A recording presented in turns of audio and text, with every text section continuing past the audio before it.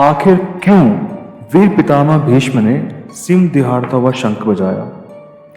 इस श्लोक के रहस्य को समझने के लिए हमें भगवत गीता के प्रथम अध्याय के 11वें और 12वें श्लोक को समझना बहुत जरूरी है। 11वां श्लोक कहता है, अयनेषु च सर्वेषु यथा भागम अवस्थितः भीष्ममेवाभिरक्षन्तु भवन्तः सर्व एव हि।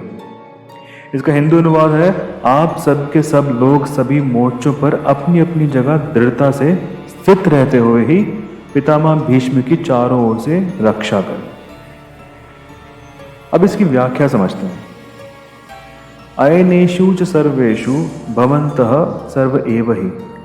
अयनेषु का मतलब होता है मोर्चे पर, सर्वेषु सबके सब, भवन्तः आप, सर्व एव हि सबके सब।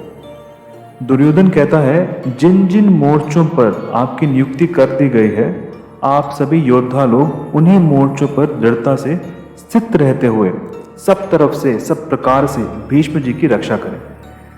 यह कहकर दुर्योधन भीष्म जी को भीतर से अपने पक्ष में लाना चाहता है। ऐसा कहने का दूसरा भाव यह भी है कि जब भीष्म जी युद्ध करें तब किसी भी व्यू द्वार से शिखंडी उनके सामने ना आ पाए।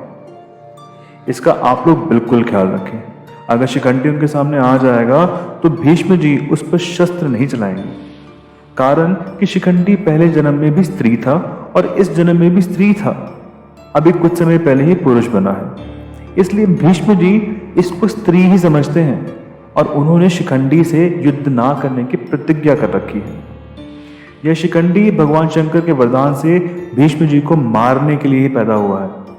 अतः जब शिखंडी से भीष्म जी की रक्षा हो जाएगी तो फिर वे सबको मार देंगे, जिससे निश्चित ही हमारी विजय होगी। इस बात को लेकर दुर्योधन सभी महारथियों से भीष्म जी की रक्षा करने के लिए कह रहा है। अब इस श्लोक का तात्पर्य क्या है वो समझते हैं। भीष्म पितामह के शौर्य की प्रशंसा करने के बाद दुर्योधन ने सोचा कि कहीं अन्य योद्धा यह ना समझ लें कि उन्हें कम महत्व दिया जा रहा है। अतः दुर्योधन ने अपने सहज कूटनीतिक ढंग से स्थिति संभालने के उद्देश्य से कुछ शब्द कहे। उसने बलपूर्वक कहा कि भीष्मदेव निसंदेह महानतम योद्धा हैं, किंतु आप वह वृद्ध हो चुके हैं। अतः प्रत्येक सैनिक को चाहिए कि चारों ओर से उनकी सुरक्षा का विशेष ध्यान रखें। हो सकता है कि वे किसी एक दिशा में युद्ध करने में लग जाएं और शत्रु इस व्यस्तता का लाभ उठा ले। अतः यह आवश्यक है कि अन्य योद्धा मोर्चों पर अपनी अपनी स्थिति पर अडिग रहें और शत्रु को व्यू न तोड़ने दें। दुर्योधन को पूरा विश्वास था कि कौरवों की विजय भीष्मदेव की उपस्थिति पर निर्भर है। उसे युद्ध में भीष्मदेव तथा गुरु द्रोणाचार्य के पूर्ण सहयोग की आशा थी, क्योंकि वह अच्छी तरह जानता था कि इन दोनों ने उस समय एक शब्द भी नहीं कहा था जब अर्जुन की पत्नी द्रौपदी को असहाय व्यवस्था में भरी सभा में नग्न किया जा रहा था और जब उसने उनसे न्याय की भीख मांगी थी। वह जानते हुए भी इन दोनों सेनापतियों के मन में पांडवों के लिए स्नेह था। दुर्योधन को आशा थी कि वह इस स्नेह को उसी तरह त्याग देंगे जिस तरह उन्होंने दूत क्रीड़ा के अवसर पर किया था। श्लोक 12 कहता है, तस्य समजन हर्षम कुरु वृद्धम पितामह सिंहनादम विन्द्योच्चहे शंखम दद्मो प्रतापवान। दुर्योधन के हृदय में हर्ष उत्पन्न करते हुए कुरु वृद्ध प्रभावशाली पितामह भीष्म ने सिंह के समान गरज कर जोर से शंख बजाया। इसकी व्याख्या समझते हैं। तस्य समजन हर्षम, तस्य माने उस दुर्योधन के, हर्षम का मतलब होता है हृदय में हर्ष, खुशी, संजयन उत्पन्न करते हुए। यद्यपि दुर्योधन के हृदय में हर्ष होना शंख ध्वनि का कार्य है और शंख ध्वनि कारण भी है, इसीलिए यहाँ शंख ध्वनि का वर्णन पहले और हर्ष होने का वर्णन पीछे होना चाहिए। अर्थात यहाँ शंख बजाते हुए दुर्योधन को हर्षित किया, ऐसा कहा जाना चाहिए। लेकिन यह ऐसा न कहकर यह कहा गया कि दुर्योधन को हर्षित करते हुए भीष्म जी ने शंख बजाया, कारण कि ऐसा कहकर संजय यह भाव प्रकट कर रहे हैं कि पितामह भीष्म की शंख वादन क्रिया मात्र से दुर्योधन के हृदय में हर्ष उत्पन्न हो ही जाएगा। भीष्म जी के इस प्रभाव को करने के लिए ही संजय आगे प्रतापवान विशेषण देते हैं। कुरुवृद्धः, यद्यपि कुरुवंशियों में आयु की दृष्टि से भीष्म जी से भी अधिक वृद्ध बालिक थे, जो कि भीष्म जी के पिता शांतनु के छोटे भाई थे, तथापि कुरुवंशियों में जितने बड़े बूढ़े थे उन सब में भीष्म जी धर्म और ईश्वर को विशेषता से जानने वाले थे। अतः ज्ञान वृद्ध होने के कारण संजय भीष्म जी के लिए कुरुवृद्धः विशेषण देता है। प्रतापवान, भीष्म जी की त्याग का बड़ा प्रभाव था। वे कनक कामिनी के त्यागी थे, अर्थात उन्होंने राज्य भी स्वीकार नहीं किया और विवाह भी नहीं किया। भीष्म जी अस्त्र शस्त्र को चलाने में बड़े निपुण थे और शास्त्र के भी बड़े जानकार थे। उनके इन दोनों गुणों को भी मिलाकर बड़ा प्रभाव था। जब अकेले भीष्म अपने भाई विचित्रवीर्य के लिए काशीराज की कन्याओं को स्वयंवर से हराकर ला रहे थे, तब वहां स्वयंवर के लिए इकट्ठे हुए सब क्षत्रिय उन पर टूट पड़े, परंतु अकेले भीष्म जी ने उन सबको हरा दिया। जिनसे भीष्म अस्त्र शस्त्र की विद्या पढ़े थे, उन गुरु परशुराम जी के सामने भी उन्होंने अपनी हार स्वीकार नहीं की। इस प्रकार शस्त्र के विषय में उनका शत्रुओं पर बड़ा प्रभाव था। जब भीष्म शरशैया पर सोए थे, तब भगवान श्री कृष्ण ने धर्मराज युधिष्ठिर से कहा कि आपको धर्म के विशेष में कोई शंका हो तो भीष्म जी से पूछ लें, क्योंकि शास्त्र ज्ञान का सूर्य अस्ताचल हो जा रहा है, अर्थात भीष्म जी इस लोक से जा रहे हैं। इस प्रकार शास्त्र के विषय में उनका दूसरों पर बड़ा सारा प्रभाव था।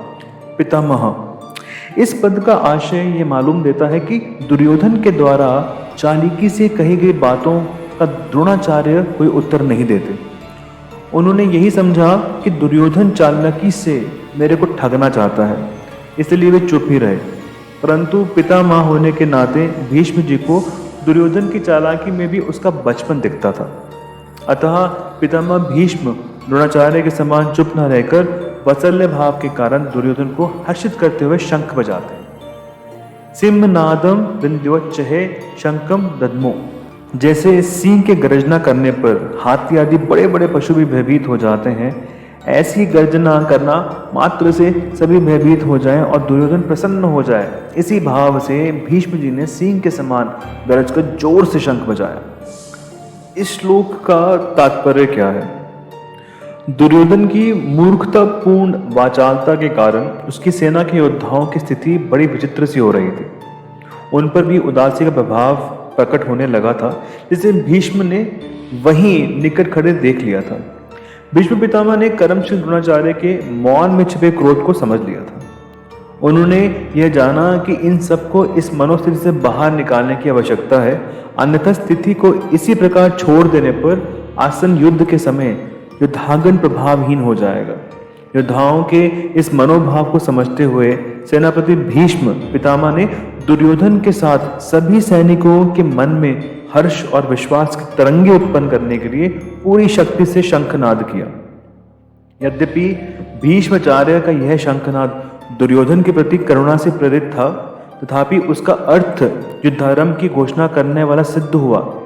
जैसे कि आधुनिक युद्धों में पहले गोली चलाकर युद्ध प्रारंभ होता है, शंख के इस सिंहनाद के साथ महाभारत के युद्ध का प्रारंभ हुआ और इतिहास की दृष्टि से कौरव ही आक्रमणकारी सिद्ध होते हैं। अब इन दोनों श्लोकों को समझने के बाद हमें 4 सीख मिलती हैं, यहाँ से 4 लेसन्स मिलते हैं। लेसन नंबर 1, कर्तव्य और नेतृत्व का महत्व, importance of duty and leadership. ये श्लोक हमें कर्तव्य का पालन करने और नेतृत्व लीडरशिप के प्रति समर्पित रहने की शिक्षा देते हैं। कौरव सेना को भीष्म की रक्षा करने का आदेश दिया गया है, जिससे यह पता चलता है कि नेतृत्व यानी लीडरशिप के प्रति वफादारी और यूनिटी जिम्मेदारी कितनी महत्वपूर्ण है। लेसन नंबर 2, एकता और सहयोग, यूनिटी एंड टीम वर्क। यह श्लोक हमें सिखाता है कि बड़े कार्यों को पूरा करने के लिए यूनिटी और टीम वर्क की आवश्यकता बहुत होती है। सेना का भीष्म की रक्षा में एकजुट होना इस बात को दिखाता है कि एकजुट होकर किसी भी चैलेंजिंग टास्क को सक्सेसफुली पूरा किया जा सकता है। लेसन नंबर 3, साहस और प्रेरणा, करेज एंड मोटिवेशन। भीष्म का शंख फूंकना ये दर्शाता है कि एक सच्चा नेता दूसरों में करेज और मोटिवेशन जगाता है। यह सिखाता है कि डिफिकल्ट सर्कमस्टांसेस में भी लीडरशिप करने वाला व्यक्ति का प्रेरक व्यवहार दूसरों को आत्मबल, सेल्फ कॉन्फिडेंस और करेज प्रदान करता है। लेसन नंबर 4, विपरीत परिस्थितियों में शक्ति, स्ट्रेंथ इन एडवर्सिटी। भीष्म की शेर जैसी गर्जना और शंख ध्वनि निर्भीकता और शक्ति का प्रतीक है। यह हमें सिखाती है कि हमें एडवर्स सर्कमस्टांसेस का सामना करेज और सेल्फ कॉन्फिडेंस के साथ करना चाहिए, जिससे हम स्वयं को और दूसरों को भी इंस्पायर कर सकें। उम्मीद करता हूं कि आपको ये श्लोक और इससे मिली शिक्षाएं पसंद आई हों। अगर ऐसा है तो कृपया हमारे चैनल को सब्सक्राइब करें, वीडियो को लाइक करें और शेयर करें, और हमेशा याद रखें कि धर्म के मार्ग पर चलना ही सच्ची विजय है। राधे कृष्ण, गोविंद राधे।